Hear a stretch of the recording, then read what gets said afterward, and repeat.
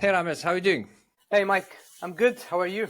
I'm okay as well. Thank you for asking. I mean, the weather isn't that nice. I just looked at through my window, but it is a winter. What do you want, right? Yeah. So tell our listeners, Ramez, who you are. What's your journey in the tech industry? Uh, it dates long back. So I started in around 2002 within the tech as a sysadmin when sysadmin was the desired job. And I evolved with the job and I got into automation and working hand in hand with developers. So like the beginnings of the movement of DevOps.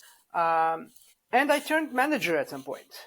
That was a really a turning point in my career that for some reason, well, we can get into that a bit later, but I got more interested in people problems and how can we get teams to really deliver their best and work together and like foster a good environment. So it made more sense for me to switch into management. So I switched into management. And since it's been like almost 9 years now that I've been doing that, and I've ventured in startups, scale-ups, large companies, and most recently, I got into coaching. I used to think I was doing coaching as a manager when I used some coaching techniques, but I learned that coaching isn't just asking questions and isn't just whatever we read in books. There's methods, there are different things, there's different state of mind. So I decided I want to venture into that, and I got trained on coaching. And today I am a fractional leader within tech and a coach, leadership coach. Okay, so you went from being an individual contributor to effectively transitioning to peopleware, just people management, coaching, and leadership role. That's a very natural journey. A lot of tech leaders take. Some do stay in the in the software development piece because they feel like people are too difficult. So it's a very interesting topic to unpack. So in the spirit of the show, Ramez, what do you believe? As in, what is your personal opinion? What is the one thing which is most important for fostering tech growth? Growth requires learning and having an open mind. And I think the number one thing to foster is the ability for people to say, I don't know, to fail without, and to show their lack of knowledge without fear. If they have that, they'll be able to grow. If you don't have that, there's nowhere you can go. So it's a growth mindset. That's the first and foremost, isn't it? Is if you don't think of doing experiments and accept the failure and learn from it and move forward, you're unlikely going to see the growth, isn't it? Yes, tech growth for me equals a growth mindset. But if in order to have empower people to have this growth mindset and to foster this growth mindset, you have to allow them to fail and say, I don't know. It's not failing in the same sense, but like having a safe environment where I can fail and I say, I don't know, is the only requirement, almost the only requirement, with like the most critical requirement for fostering a mindset of growth and then hence have tech growth. Okay. How do you foster such an environment, Ramez? What would be your, go-to? Let's say you walk in a room, or you're hired as a coach, or you take a role, you come in, you get to know your environment, and you go like, well, that's not really a good environment, for growth to happen. How do you build a plan to get that culture fixed? Building a plan to get the culture fixed requires really understanding what's going on. But let's start with the obvious things. Lead by example. Show that you are open to learning, that you don't know things, and have a curious mind, and show everyone that you are like them. There are things you don't know and you will ask for help. And when you fail, you will acknowledge the failure and you will say, it's okay to fail. That's the first thing any leader should do, is to lead by example and really show the growth mindset that they have and be vulnerable and say, I don't know, or make mistakes and apologize for these mistakes and learn and move on. I think that's the number one thing in any situation a leader can do. And I think it's like the most basic thing, because it doesn't need, I don't need to know the people and what everything, the problems. I start with myself. I show I'm humble. I show vulnerability, and I lead by example. Now, reasons why things might be difficult for having a growth mindset are going to be, I think there's countless, but they mostly would be around, in my experience, ego and individualism. I need to know everything. If I'm going to grow, it's always I deliver. I need to be better. I need to deliver this into production myself so I can get promoted. I need to be great. When we have a team of superstars, nobody can show vulnerability. Nobody can take the price of not knowing or relying on someone else. But by fostering a team mindset where instead of saying we always talk about we. The team delivered. We deliver. The team is doing great.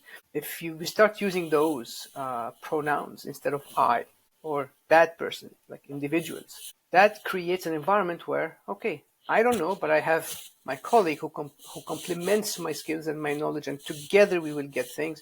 That means together we will. So I don't know, but you have my back, so we will work together, and I will learn from you, and you will learn from me. So it comes a lot naturally this way. I think it's the main thing. If you allow people to do that, that's well. Also, having in place processes and basically like allowing for time for people to learn. Like if we expect people to know everything already, there's no time for them to learn new things. Like if someone comes to me and says, I need to learn a little bit more about this framework because we're going to be needing it. I need some time like this sprint, so I cannot take all the stories I want to have, however the team plans their work, but I need a couple of hours per week to learn something new. We should be open to that. We should allow them to do that. Or I think one of the mistakes some companies do is not giving time off for learning. Like if an engineer comes and says, "Hey, I'm taking this course. It's going to take me a full day. I'd rather do it on my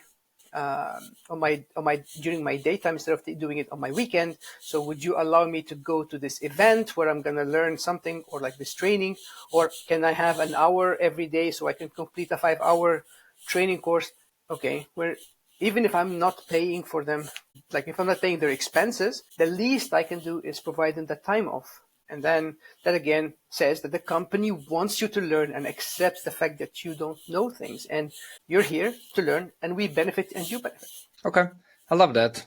I really like the lead by example. I think it's highly underestimated, especially by leaders in positions that they come from that position, and what they actually show will get absorbed a lot more when compared to what they actually say in just in the meetings or in the emails. Showing that you accept mistakes, that's a powerful one. I really strongly agree with that one.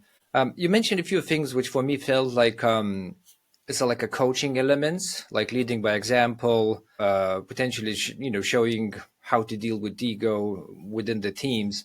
And then you mentioned a few elements which are a little bit more like managerial elements, which is giving time of work, to go and learn that, because that's going to be a budget, and and it's going to be like management of time. How do you see those being different, like coaching versus managing, or coaching slash managing? Like in your mind, are these one and the same, or are they two different things? I wouldn't call it coaching necessarily, but I see your idea of separation, and I like that. I think we can talk about it more about people management and leadership, or Yeah.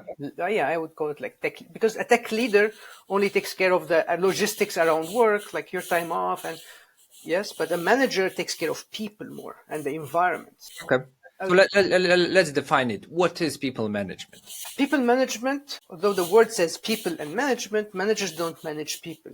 People manager manage the environment around people so that they can have the best place for them to grow. If the best place for them to grow is a place where it fosters growth mindset, I guess we agree on that already, but just in case, then that's what you need to do. If what the company wants to create an environment, or if the team needs a different environment, that means different needs. So that's why it's called people management, but it's actually environment management for the sake of people, because I think a leader or a manager at any level, because the word manager sounds like, oh, it's like that's a first line manager, but like at any level of management, at the end of the day, we are responsible. Like the main mission we have is to deliver the right thing on the right time in the most efficient way. It sounds harsh, very material, but it's the hard truth. We all here to make money. We make salary, the company makes money so that they can pay ourselves. We have to be part of the success in delivery. Okay. But, or let's say in a better way, and in order for us to deliver the right thing on the right time in the most efficient way, there's so many things we need to work on, which is we need the best people to do the things. And we need to give them the right tools and empowerment and everything we can talk about fostering the right culture within tech and non-tech, so that the team can really deliver their best. And your most biggest leverage we have, or like lever we can tune, is the environment where people work. We can't change. Technology comes and goes. We're going to make so many technical decisions, but if you don't have a team that can react to different changes and is product minded because they have to think about the product, then you cannot deliver you cannot do the right thing in the most efficient way. People are a big part of how you deliver the right thing at the right time in the most efficient way. So that's why we need people managers in that sense. So if we ask a question, what makes a good management team, or what makes a good senior leadership team, which effectively, you mentioned different environments, product mindset, which would be a product team. You have likely a tech team. You're likely going to have marketing team, maybe a sales team. So you're going to have a different teams or departments within the organization, and you'll have some type of heads of leaders of these departments. So if we think about that layer of senior leadership, from your perspective, what you're saying, they should be managing the whole environment of the organization to make sure that what's being enabled is all towards the people being just better at their jobs. Yes. Is that's what I'm getting? Is there anything strategic of how you will look at this? Like if you're part of this senior leadership management team, and let's say a very common challenge is that we're not getting things done in time, or we want to do 10 things but we actually getting 5 things done, meaning that the velocity of getting things done is slower. You have these are like always on the table as a challenges for leadership teams. Like, is there any go-to from your perspective of how you start thinking about how can we do things quicker in tech specifically as a tech leadership? Okay, I think there's 2 topics here we need to address. When we say leadership team, it implies that this is a team. Now, one of the things that are hard is how can you get a bunch of people who have their own different lines of organizations and actually get them to work as a team. I think Patrick Lencioni coined the term first team mindset, where as part of a leadership team, this is my first team. This is the number one team for me. Not the teams that I manage, the team that I put priority number one is the team of leaders. Now that's something that's important. And when we say team, we say support, we say accountability, we say trust, and we say collaboration. So if we have a first team mindset within the leadership team, they would work together. Now, more often I've seen, and I've been part of a leadership team where we had this also a part of our dysfunction, is that how can we work together, especially when we're talking about that, there's probably different functions. Like you said, you talked about the other different non-tech functions. I was part of a leadership team where I was tech. I was a tech head of engineering, and there was a head of product and a head of design, and we had to work together.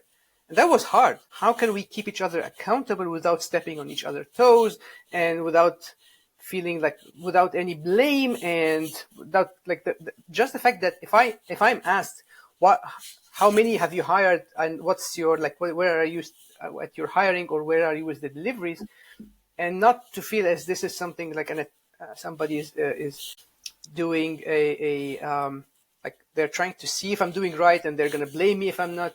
This is accountability between teammates. So we have to keep that. So if we have the different functions working together as a team and they have this mindset, it will take time for things to really work out, but that will improve by default. Again, leadership by example. So if the leadership team is functioning well together and they are holding each other accountable, it will trickle down to their teams, which means it will improve, even by a little bit, the cross-team collaboration. The problem with cross-team collaboration is it's very costly because it requires orchestration of work, it requires communication. And if I see my leadership team, like the people above me, not communicating between them, it's harder for me to take a step towards someone outside of my organization, of my team, and so on. So we start from the top, lead by example, like become a leadership team, work together. It will improve the rest of the communication. It will trickle down more or less. And at least when you demand something, you're not demanding it like, hey, I'm doing this and I ask you to do it like me. So yes, you're allowed. I mean, you're allowed to ask, because if you're not doing it and you're asking everyone else to do it, it feels like that's someone who's not sincere. There's no credibility. So that's the one thing. So this, like, if leadership acts as a team, they will work better regardless. And it will trickle down. The second topic about what you said is pace or speed of delivery. Now, I have a difficulty with speed. A lot of managers consider like the pace of delivery or the sprint velocity, or like how much have we delivered, as an important metric for team performance. I personally don't think that's a good team metric. And here's why. The team will deliver. The delivery of the team will never be like on a straight line. There will always be fluctuations. So many things. What's more important than how much have you delivered is how predictable our delivery is. Also, taking into consideration what kind of pace the business, like the baseline of the business needs.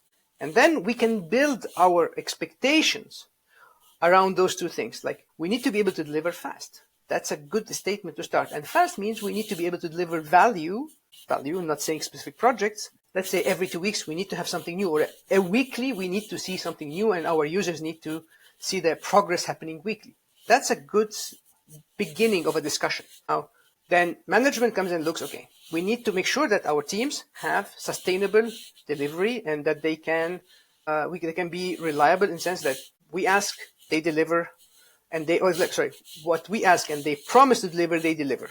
And that's the most important thing, reliability. Like, we can trust that if they say they deliver, they will deliver.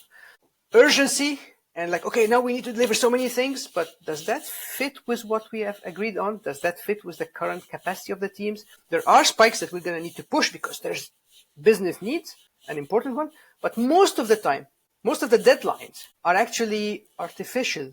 There's no hard deadline. It's rare. There are times where there are hard deadlines where if we don't deliver feature A on Monday, next Monday, then we're dead. Okay.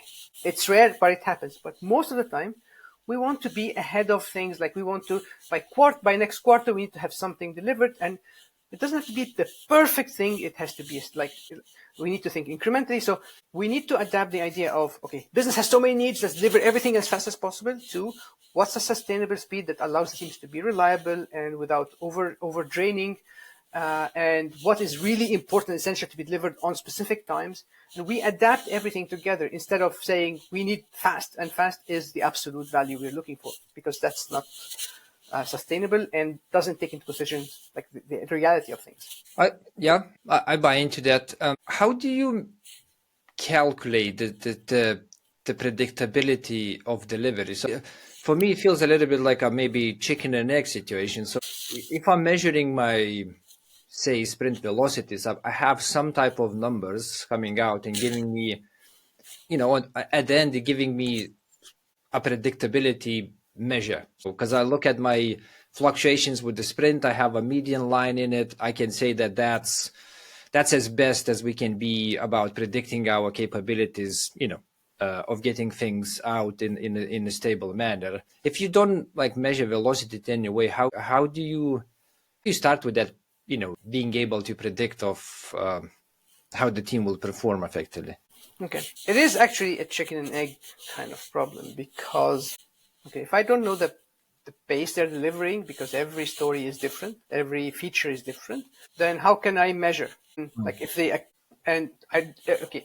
everything they promise they deliver, which is half of the statement of being reliable, then is that enough or not enough? So if they promise to deliver one feature, okay, how do I know that they couldn't have delivered more? So there's also the fact that I need to verify what they're saying and what they're doing. There's no perfect solution, of course. No. Every context has different things, but one of the things I like to do is never ask, you want every work to be value add. Like when you break down, let's go down really at the developer level. So developers get this feature and they create an epic. Let's take Jira because it's the thing I'm most familiar with. And then they create the epic and they create a bunch of stories that depend on each other or not, and then they can work on them and deliver. If each story is sized differently, and some stories have actual real value, and some stories have preparation things. This is not real value, as in user doesn't see it. Then there's a disconnect between what we want to have, which is continuous value delivery, and work items that have various sizes, and it's hard to plan work around it. But if we take any epic or any idea, feature, opportunity, and break it down to as small as possible, and have kind of standard sized stories for developers, then we can really measure how many stories they complete. And we don't even have to measure how many stories they complete, is how much value have they delivered. Every value is one value item. So by breaking down everything into more or less standard size, then they keep delivering. And then what I want to know is the desired value that I want to have at users, have it reach the time they want.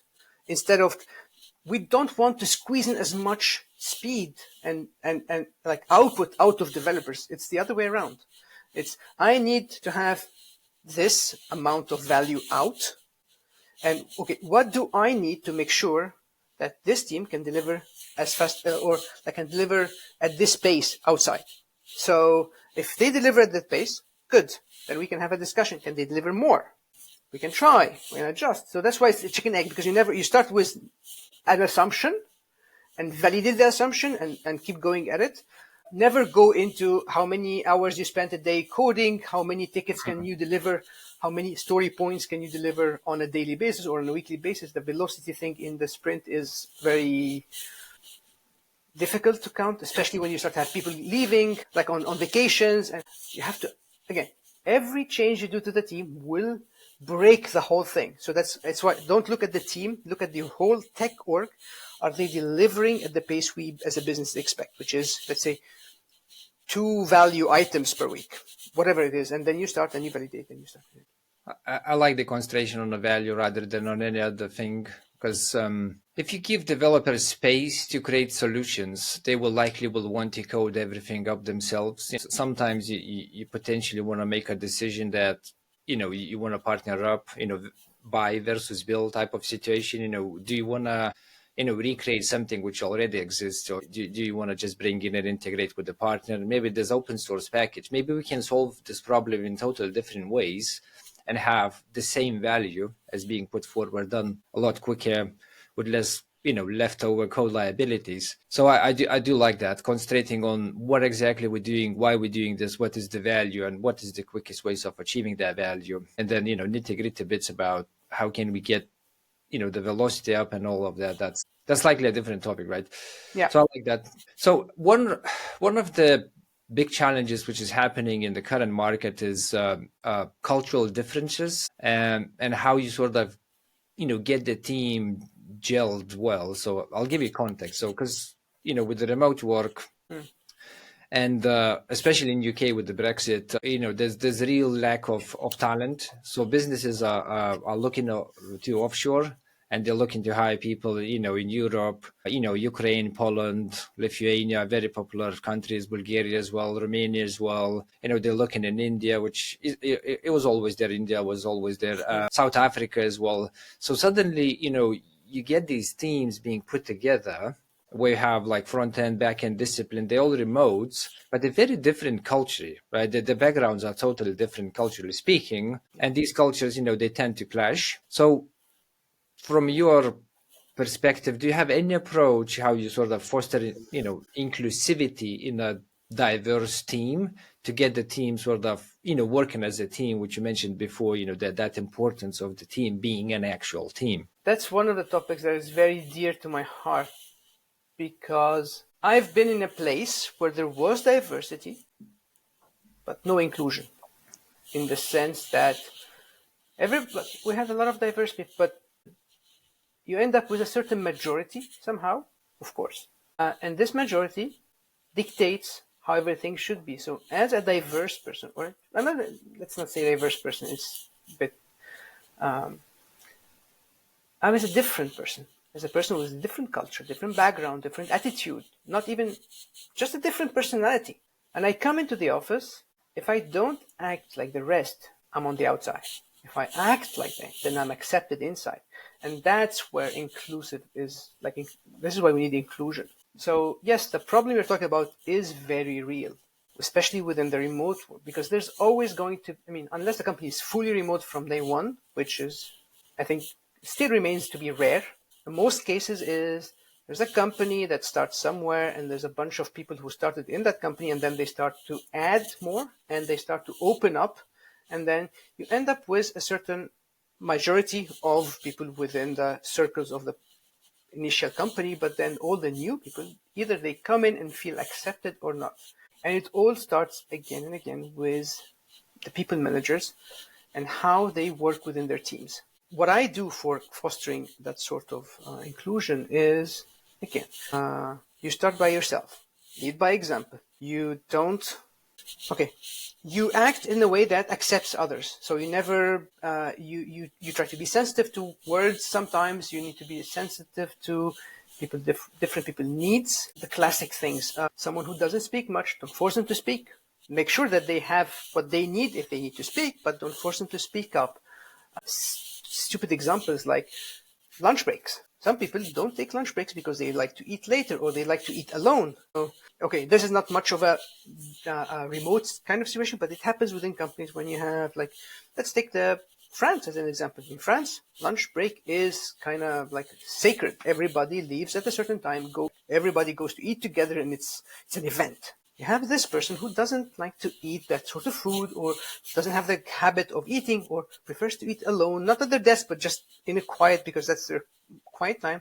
If they don't eat with a group, are they excluded? Like, when they go back, are they excluded or not? They probably are. So by accepting the differences, and as a manager showing that you accept, you're setting the first step.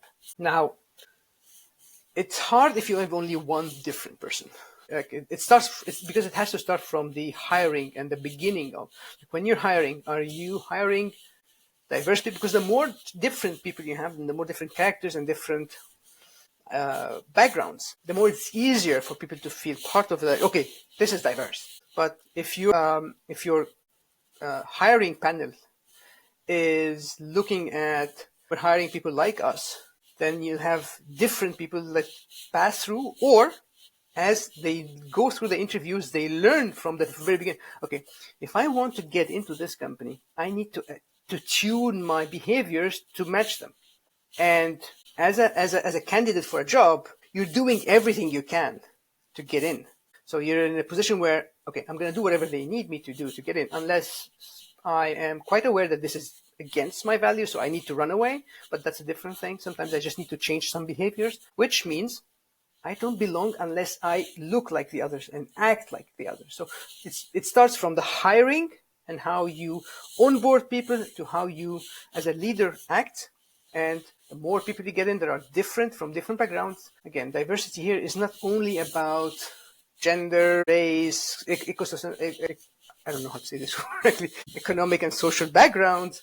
There's also different characters. I can give you, for example, when I'm Egyptian and I lived in Finland and now I live in France. In every one of those three countries, and I lived at least 8 years in each country of those, I am different than everyone in this country. Even in my home country where I grew up, I am different than the people around me. So I had to change always my behaviors to do that. And I'm really happy to see that the ideas of inclusion and diversity is being addressed these days, because now I can go to work and feel, this is a place where I can be myself. And that makes the whole difference in my way of communication, in my relationships, in how much I am involved with the product and my team. It's not, I don't think it's a nice to have. I think it's a must have in order for us to grow as a team and deliver better, again, to deliver the right thing in the right time in the most efficient way. Everybody should feel part of this. I think it is a must. If you think about the teams and team dynamics, it will be very hard to generate trust and get the team gel together if there's no inclusivity in a fairly diverse team. And that team will tend to dysfunction, or as you said, very rightfully, there will be the majority which sort of pops out from that team and it's going to be still very, very less than the whole team. Yeah. So it is very important, and it starts with leadership. You're absolutely right. It's one of these lead by example. Set that element as a cultural thing. Don't tolerate behavior which is non-inclusive, and Perfect. reward the behavior which it is. You have to be very clear on what we want. I think explicitly state that we are an exclusive team. We are an inclusive team, and we don't tolerate this and this behavior, and call out that behavior for the behavior, not the person. So call out this behavior is not something we accept, and also call out the good behavior so we can build. But if I'm going to just go one step, you were talking about teams gelling. It's not just about the inclusion, because even the same people from same backgrounds and everything would have difficulty really gelling. And that's by, again, consciously taking action to build trust inside the team. I think building trust is really the cornerstone of building a team, is that if we trust each other, then we can be vulnerable with each other, then we can hold each other accountable. And I would like to address the work of Patrick Lencioni on this, on the 5 dysfunctions of a team. And it's all like the first need of a team to be functional is building trust. So I think in order for us to take a team from a group of people into a real team that gels, like you mentioned, we start with trust, and trust we can build on it by, okay, let's be vulnerable, and then we can hold each other accountable, and then we can work together and build everything else on top of that.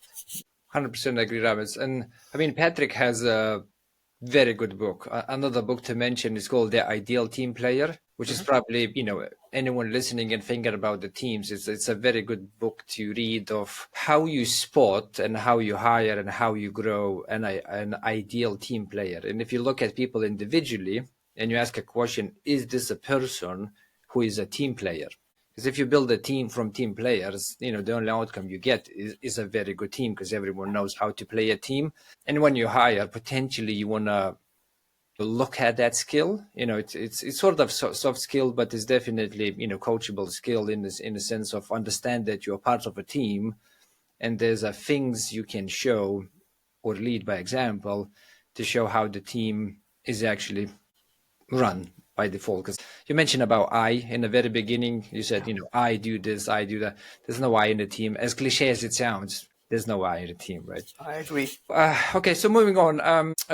I got one which is sort of like about aligning goals, career expectations, goals with business priorities. This is a very common challenge, especially in the bigger organizations when you have different things happening. People come in from, let's take an example, as a back-end discipline. They go like, I see myself being, the best Python developer they can be. As a result, I want to work in these type of projects, maybe, big data projects. And the business goes like, look, the next 1 year, we have nothing on big data. It's the same. We're thinking we're going to push some other direction. That by default becomes a problem. But you don't want to lose that person. He's been with the business for a couple of years, and you want to give him a good environment to grow. How do you go about that challenge? That's a difficult one, especially the specific case that you mentioned. It's difficult because we are facing it at a later stage where we're supposed to actually be catching that. So if you have an engineer who's someone we'd like to really, really rely on, and their aspirations or growth path is not aligned with the company's path, that's a tough one. How can you convince them? So it's either they can switch a little bit or try to find some side project, but that doesn't fulfill their growth path and doesn't really bring value to the company other than keeping that person on. But it's too late then, Ramez, isn't it? It's like, as a manager, you dropped the ball over here, right? You should have spotted that sort of need coming much, much sooner. Let's take a step back. Let's say we did that. Let's say we spot that just in time. how do you go about spotting this? Is that, some type of, once a quarter, once half a year, once a year type of, let's talk about your goals, let's set your goals in the beginning of the year. Like, do you have a framework of how you, tend to spot these things? What's the number one tool people managers have for managing the environment? And Asking questions? it's it's time specifically spent in one-on-ones. That's the number. Of course, asking questions is the right way to go through the one-on-ones. But even before even talking about asking questions, dedicate one-on-one time. And this one-on-one time isn't about, okay, where are you on project A or project B? It's about the individual and what their career aspirations are, what their performance is, feedback, everything about the person. And I always like to start my one-on-ones, regardless of what the agenda we have prepared. What's on your mind? Because you need to give them space to talk about what's on their mind. So when I had small teams, I always try to, small as in up to 6 or 7 people, I would dedicate 1 hour weekly for each report. We don't have to use it all, but if they need to talk about things, because they need to have unstructured time so that they can speak their mind out without feeling, we only have 5 minutes left and I can skip this for later. So what's on your mind? And they start talking. And what else? And what else? And what's important for you? And as they go, they don't know they want, like, especially like when they start thinking, okay, I want to do more AI, for example. That's the hot thing today. So if you have this kind of discussion and unstructured time where they talk about what's on their mind, they'll start telling you, oh, this looks like interesting. I really want to look into it. And then, okay, now this person has been talking about this for a couple of weeks now. Let's be clear that this company is not doing AI. We have a very clear product vision that AI is not part of. So I need to be clear with that person about it. Now that person can decide that, no, this is where I want to go and it's done. That's a conflict of interest kind of. So we're going to have to part ways at some point, but let's make the best until this happens, because the fact is everybody will leave it someday. But the whole point is, how can you get them to stay the longest while they're most productive and most happy? So it's that early so that it doesn't become, if I don't do AI now, I'm done. So they can, maybe we're lucky and they will find something, and maybe over time we change the company's direction. We might want to include some AI project, but at least it's clear enough from the beginning so that we can accommodate each other. I think that's how you prevent yourself from being at the point where I need to do AI project now or else I'm leaving. Okay. You mentioned 7 or so reports. What if you're a manager of managers? So let's say you have 7 reports, which are, developer managers. They have their own 7 reports. So you have these levels which you still need to get that information. Does that come back again to lead by example? You have your own one-to-ones with your, developer managers, and you talk with them about their career expectations, and you go like, hey, can you make sure you talk with your own guys and feedback into me? I was like, so the question is, does anything change if you are a manager of managers? It does change. And I used to think that it shouldn't, or it should change in a subtle way, but it actually does change drastically. And here's why. So when I first stepped into a manager of manager role, I had a few ideas of like how I want to do people management and how I do the one-on-ones. And I started imposing my way, or kind of say, I expect you to do like one-on-ones that last like at least weekly and an hour around. And I started saying how I expect them to do things. But that's micromanagement almost, because I'm telling them what to do. As a manager of managers, I need to take a step back from the details and set expectations. So my expectation is that you address have career discussions, address their tech growth, their personal growth, their career options at the company, how they want to grow. You also address the lack of skills and what skills are missing in your team, the well-being of everyone. I need to set expectations that on the outcome, not expectation on how it's done. So there's this kind of fight inside me where I want them to do things my way because I know this works, but I also want them to do it their way because that's the way they best do. And I need to really specify a good level of abstraction on the outcome so that they can do. It doesn't mean that I will never ask, how are you doing it? Because by asking how are you doing it, I'm holding them accountable, and I am giving us as manager and report a space for to grow together. Like I can learn from them and they can learn from me. So that's why. So that's how it becomes different. But the real difference is instead of setting expectations on how things are done, you set expectations on the outcome you expect, on basically on the why. Yeah, that's a very strong one, and I did very similar mistake as well, looking back to it. Which leads me to my next question. So, if you thinking about becoming a manager, right? Is there a list where you feel almost like a mistake list, right? So let's say I'm a individual contributor. I've been doing this for quite some time. I'm a senior in the team. Everybody comes to me with all the questions. Naturally, some type of people management role opens up, maybe team lead, maybe something more. The business will look at me and go like everyone's asking a question anyways. You're the most senior in the team. Here's a role, here's a promotion. When that transition happened, though, from writing code to leading people, that's a total, it's a different game. Like it's an absolutely different room. When people make that transition, like, do you have a list where most common mistakes or maybe most common misconceptions people presume how they need to run that role, and just some gotchas people should be looking if they're thinking about becoming a manager? I don't have a list of mistakes, but I have a list of like a couple of advices that I would like to give to anyone who's considering. The first one might be also a cliche, but management is not a promotion, it's a different career.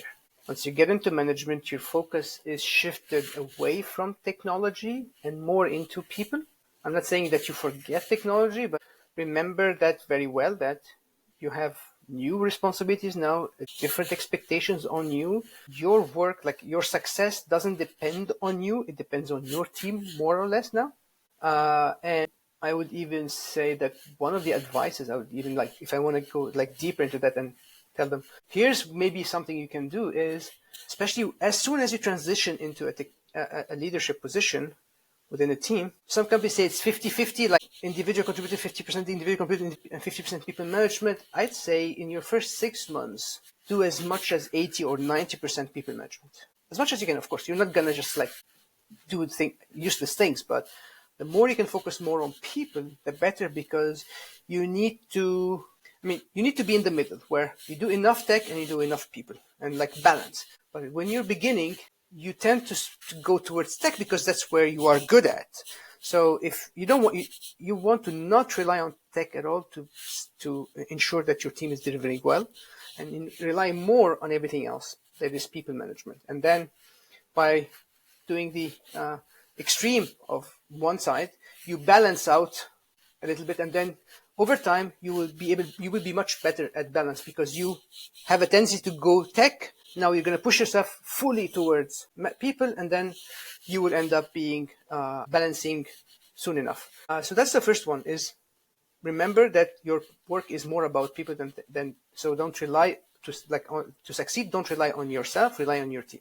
The second thing about being a manager is, again, within the same context of my team, I deliver, like my impact is not through me, it's through my team. Is you're going to have different people and different, like this whole things we talked about, like about inclusion, and you need to be very much, how do I say it? You're going to listen more than do anything. You're not managing people, you're managing the environment. So everything we've talked about. So it means you need to listen more to see what's going on, and remember what was good. Like what are the things that you really wanted your manager to do and never did, and start experimenting. I'm not saying do them, but experiment with those. For example, in some teams, managers have always been like assigning work, and you've always, I always wanted to take something and do. Okay, now you have a chance to try something different. Think about it, bring it up with your team, and maybe let them choose what things they want to work on, and see, because this is something you always wanted. So use your past experience as a manager to improve, to experiment, and you're not doing things alone. This is a team. So work with your team. I think these are the 2 or 3 change in mindset that you want to do. How important do you feel feedback is in this process? As in feedback from your own manager. So even if you step in that role, you're still going to be reporting to someone. And I feel like seeking out feedback, or maybe from your team, or maybe from, from your line manager, whoever's talking with you, just going like, how am I doing? Can I do something else? This is what I'm thinking. Is that a good idea? Do you feel like that feedback loop is positive, or that maybe potentially can be negative in a sense that, you're showing that you don't really know what you're doing in some areas? Well, thank you for bringing that up, because sometimes I get focused on things and I forget the real basic stuff. I think feedback is very, very important. But like everything else, a tool is just a tool. If you don't know how to use it, it might do more harm than good. And the problem with feedback is not if you know how to use feedback as a tool, but everyone using that tool should be. Of course, now you're a people manager. Now you should be, or have some leadership role. You should be smarter than others, or smarter at using this tool. So if someone uses the tool bad, you should be able to spot that and adjust and help them, because feedback is critical for growth.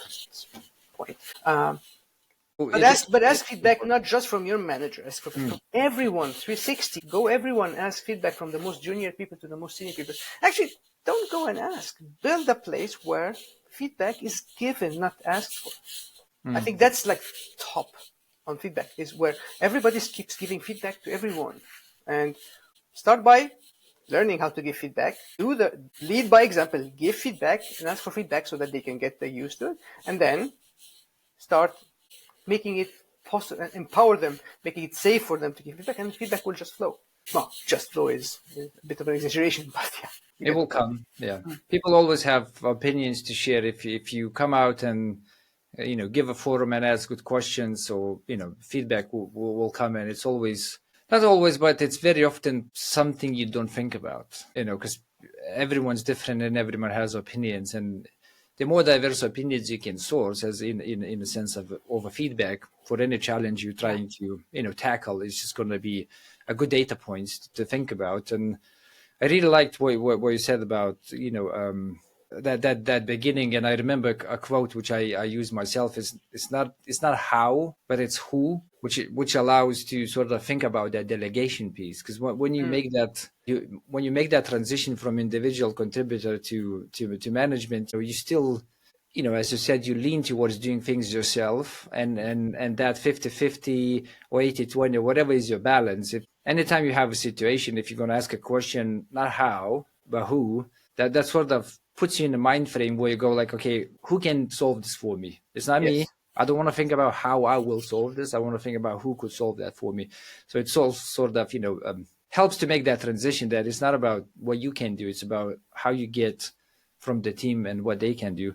Okay, so that's a good tackle on that one. I got one which is I lost my question now. So it's how you balance.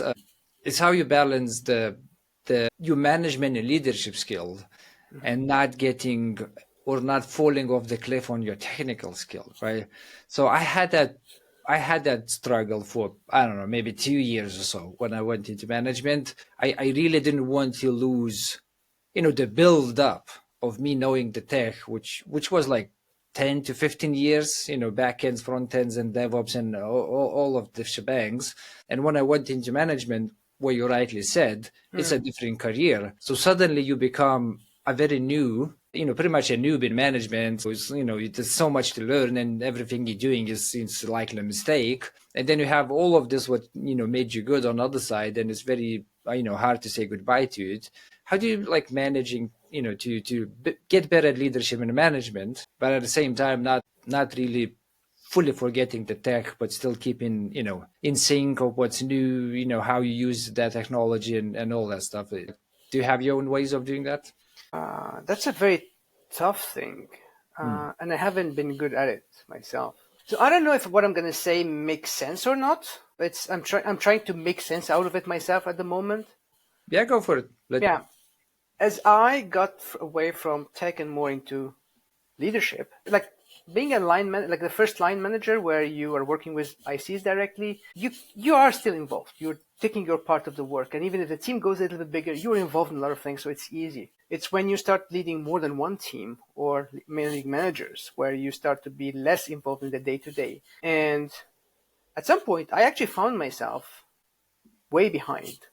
And my definition of way behind is, can I go back and work as an individual contributor with the knowledge and skills that I have right now? And I discovered that I can't. Like, if I'm going to go now and go back to I don't think I'm going to even work as a senior engineer anymore. Like, my level is that I can still pick up a lot of things, but I'm so behind on so many things.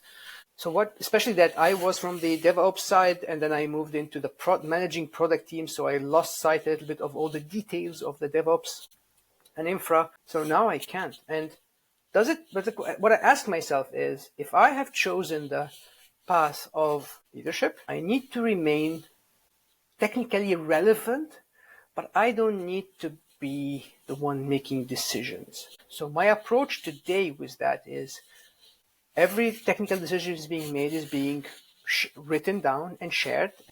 Like always in my organizations, I always push for that I want to have RFC style, where you propose, like you write a design document, people comment on it, and then there's a decision made.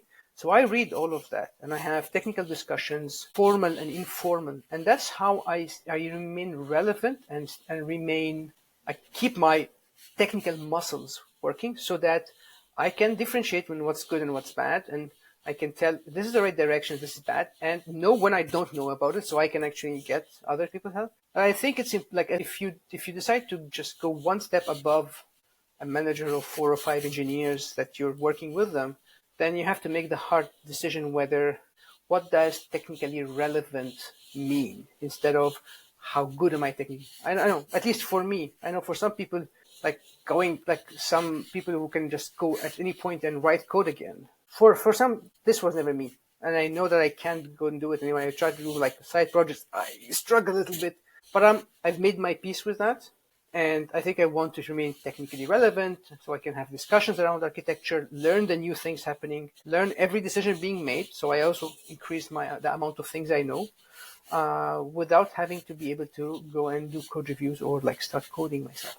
I like that. Yeah, you become a lot more conceptual rather than the deep dive type of technical knowledge. You know why you use the tech. You know why the decision was done. You know, you have some potential requirements or value you want to get out of that, and that relevance, it's always shrinking. So being able to go back to your team and actually ask the good questions and sort of dig if you need to.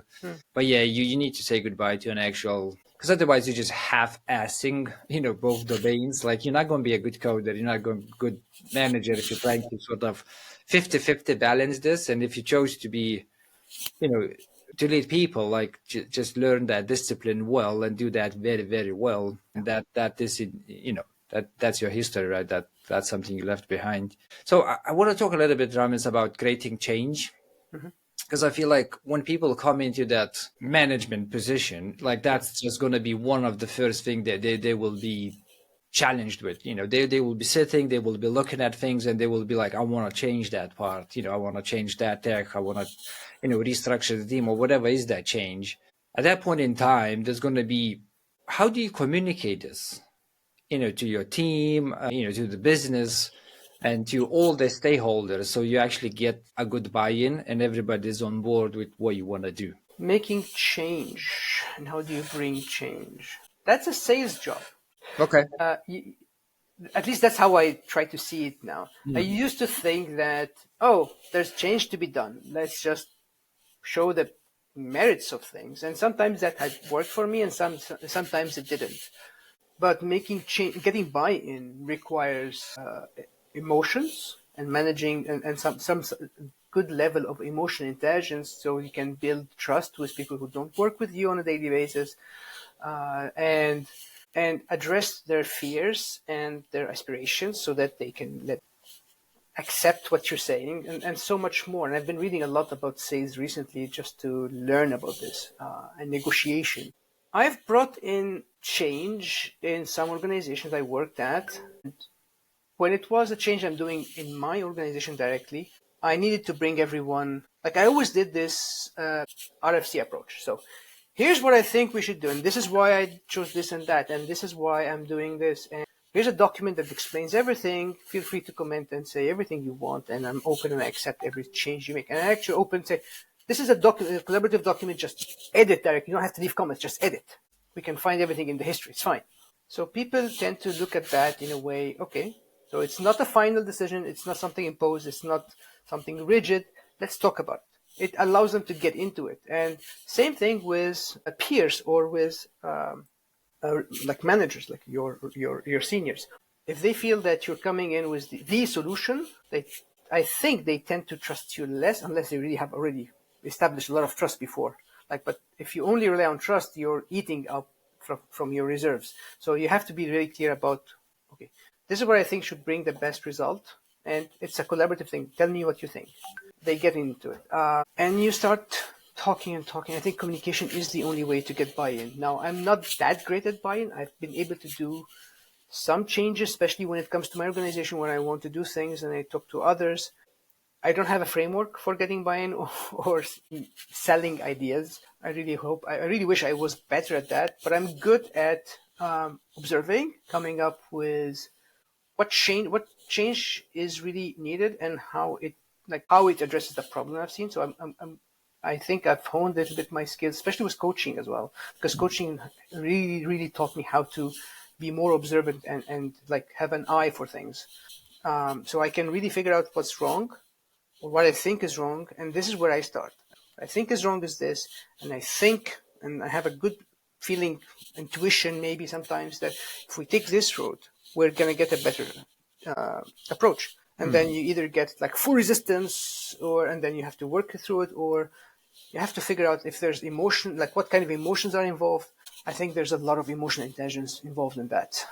Understanding the fears. I mean, you said it is a sales job, so, correct me up a little bit, but it is, because at the end of the day, you're selling a vision, and people might not see as you see, especially if it's a very contextual vision. So if it's technology domain vision, they will not understand, the details within your vision as good as you are, because that's your vision, especially non-technical people. So you have to sell it. You want it or not, that's going to be a sales process, or it's going to be a process of influence. How many buy-ins you get at the table, how many people can you influence, before you even put that vision forward. So that's definitely a very salesy operation in a sense. You mentioned resistance. When you put that forward, you're going to get either, this is great, let's go ahead and do that, or you're going to get I don't like it, right? Come back to our tech leadership positions. Let's say you are a fresh team manager, team lead, and you go I want to do this thing, and then you get that resistance from within the team. Maybe half, or maybe just couple, or maybe one, but a team superstar goes out and goes I don't think so. So you get that pushback. Is there ways how you deal with that situation? Yeah. So I actually had that situation. I just joined the company, and I wanted to make things more asynchronous, where enough of the, every time we make a decision, we get 8 people in a room and brainstorm.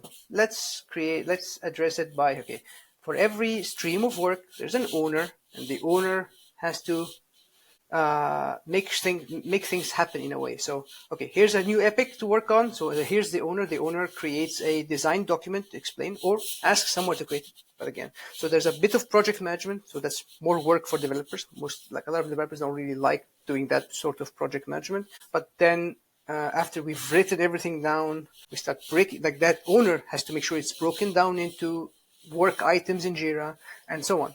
Now, immediately everybody says, oh, but how can we make sure that there's consensus if we not everyone is good at writing, not everyone is good at commenting?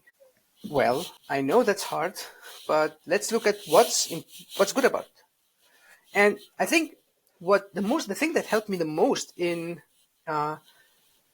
softening the resistance is, hey, this is step one. This is phase one.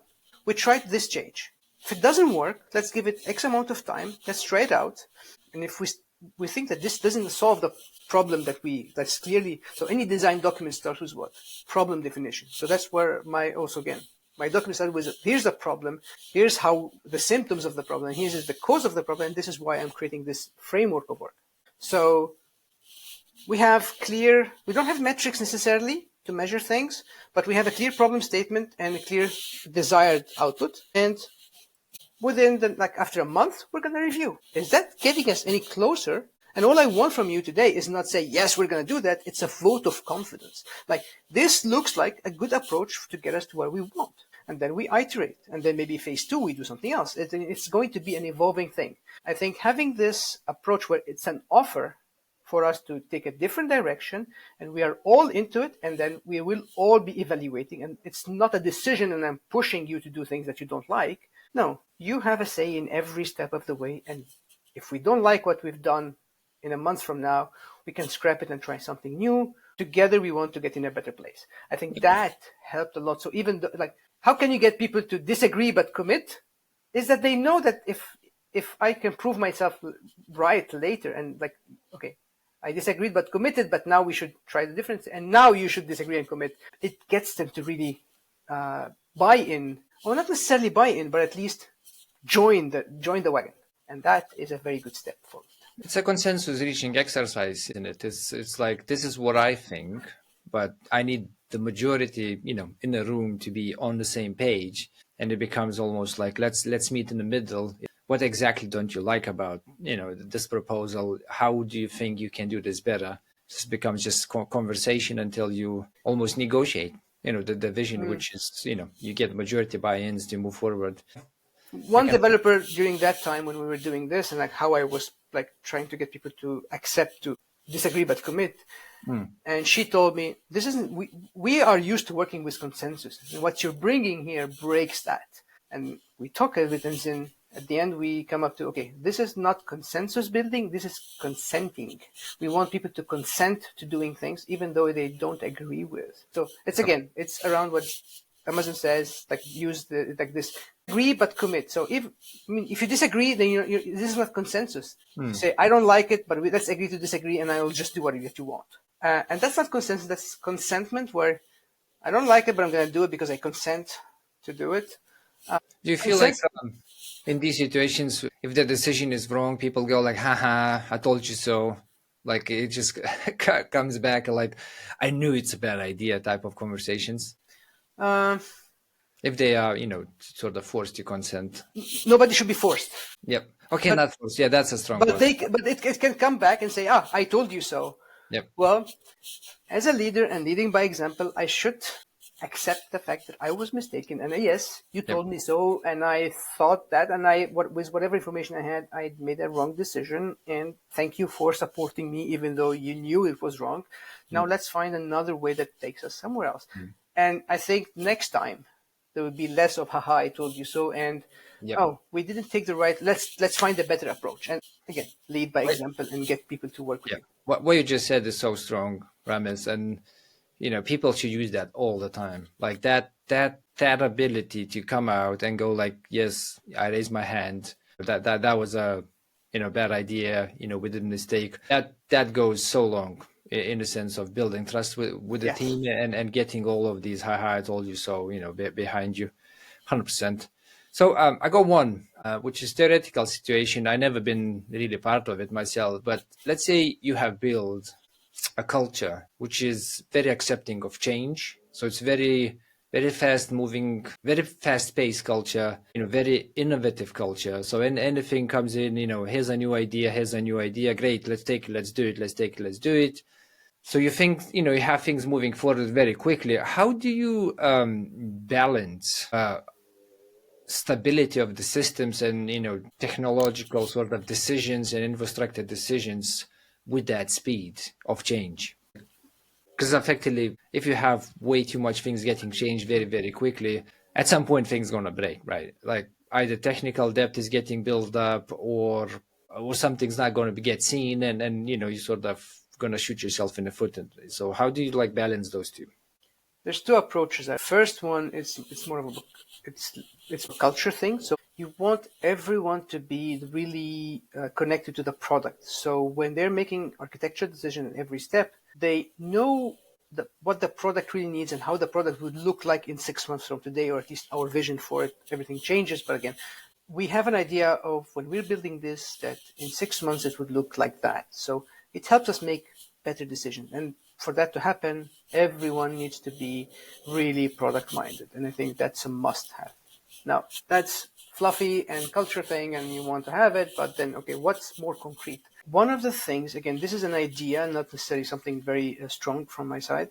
It's all about stability and quality. So when you build things that change a lot, you need to allow for this stability. And at some point, you need to know at what, like, you need to create this maturity metrics where at this point in time, when we decide that this system needs to be at this maturity, we have the definition of quality and maturity.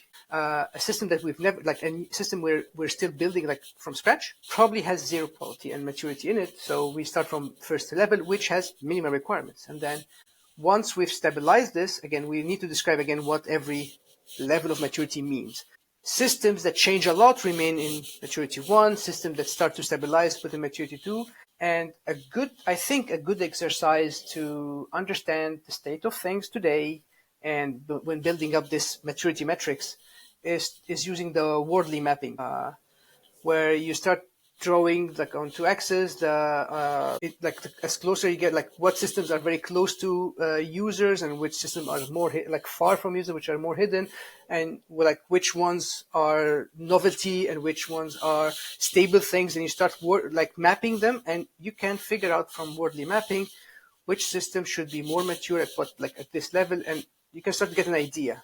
And by applying this model to your services and systems and components, even sometimes even parts of your monoliths could be treated in the same way, is okay, this part has this amount of quality and insurance or assurance we want. So here's the minimum level of work we do.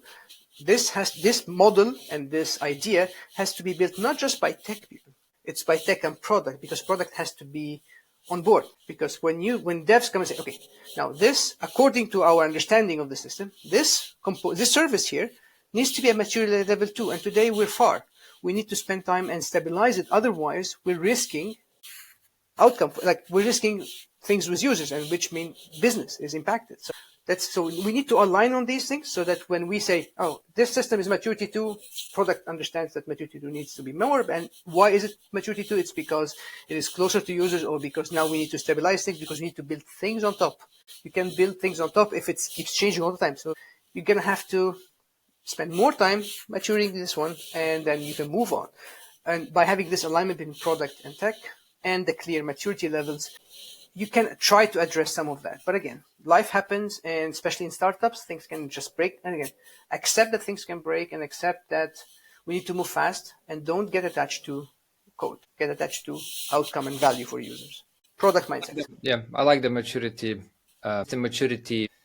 measures, or I don't know how you call it exactly, but giving a flag where you are, risk areas is a very healthy exercise, because then you can treat those areas in a different ways. And if you're moving very quickly, so in the industry I work, which is I online gambling, which is very highly regulated industry. So every time you make a release ticket, it needs to go through a certain regulator. So the speed of release is actually outside of your control to some extent in some jurisdictions. So when you do release tickets, like you have to specify a risk around that release, right? And you think about that risk in a way of impact and probability. So you go like, how likely that this will cause some issues, that usually goes back to what you're changing, the code change set size. And the impact is basically, if something happens, what's the impact? How much of like systems will payment fail, will, playing games fail, or whatever is the impact. So